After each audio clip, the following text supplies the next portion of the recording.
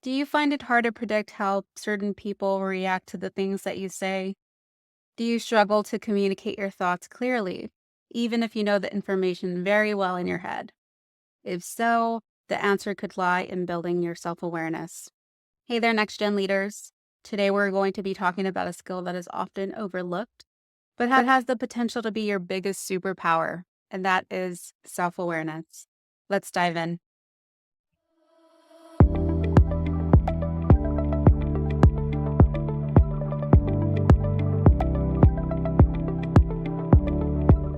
2 years ago, when I first started as a leadership consultant, I had the privilege of sitting in and observing the CEO at his work. He was leading an executive through our assessment process. And as he was about to start giving feedback, he asked a question. He asked the executive, "How many people do you think are in this room?" The executive was confused and looked around and said, "Three?" And then the CEO came in and said, "Aha! Actually, it's four." He meant four as in it's you, it's Bianca, it's myself, and it's my second self just hanging around back there. The intent of the second self is just to make sure that my impact is coming across the way that I want it to come across. If not, my second self is telling me to adjust my behavior in real time. That is what self awareness is. We all need that second self hanging back there telling us how to adjust. Without it, it can lead to a lot of things that aren't necessarily going as we expect them to go, especially in leadership. Actually, having high self awareness can make a huge difference in how you lead. Here's 3 reasons why. Number one, when you understand yourself, you can better understand other people. That's because we're all pretty similar as human beings. We all feel the same emotions and typically react in the same ways, but our triggers are different. Knowing your own triggers helps you anticipate how others might respond. This will help you build respect and trust, making you someone that others will willingly follow. Second, when you understand your own strengths and opportunities, you can become more strategic in how you work.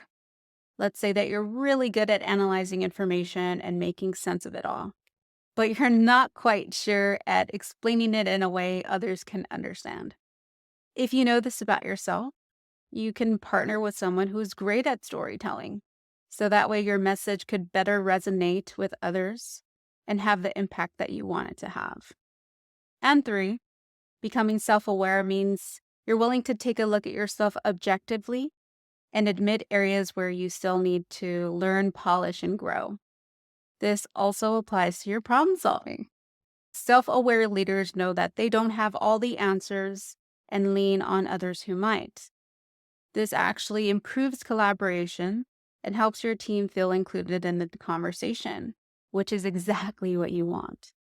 So, understanding yourself helps you anticipate others' reactions, work strategically with your strengths, and improve collaboration. So, how do we build this superpower? Let's break it down into 3 steps. Number one, it's really important to get good at reflecting. This is very similar to having a third person that's just hanging out back there in the background while you interact with people.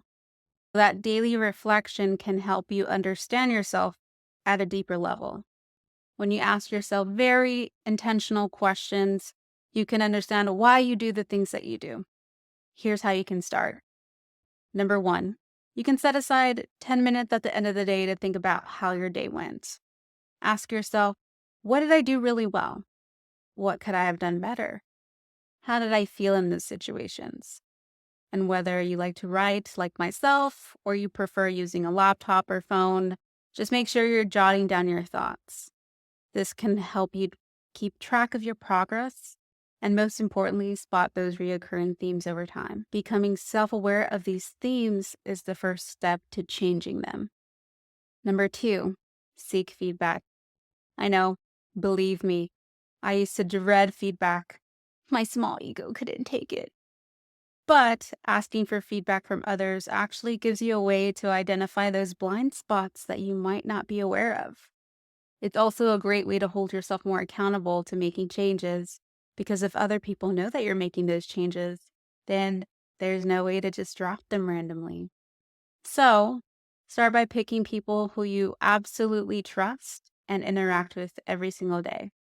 But make sure to ask very specific questions. Ask questions like, how did I handle that meeting? Or what's one thing that I could do to make me improve my impact? Then, most importantly, listen. It's important to remember that feedback is a gift, even though it doesn't feel like it in the moment. But over time, you'll get used to that uncomfortable feeling and it'll become natural for you. And lastly, learn to monitor your triggers. We all get triggered by different things, and that's okay. But it's important to become aware of what exactly is triggering you and why. This will help you manage your reactions so that way you will have better control during those very stressful moments. The first thing you can do is just start tracking those triggers to help you become more aware of them. Make sure that you're taking note not only of the trigger, but the emotions that triggered it. Then, instead of just reacting without thinking about things, make sure you start implementing different ways of how you could plan your response to those triggers.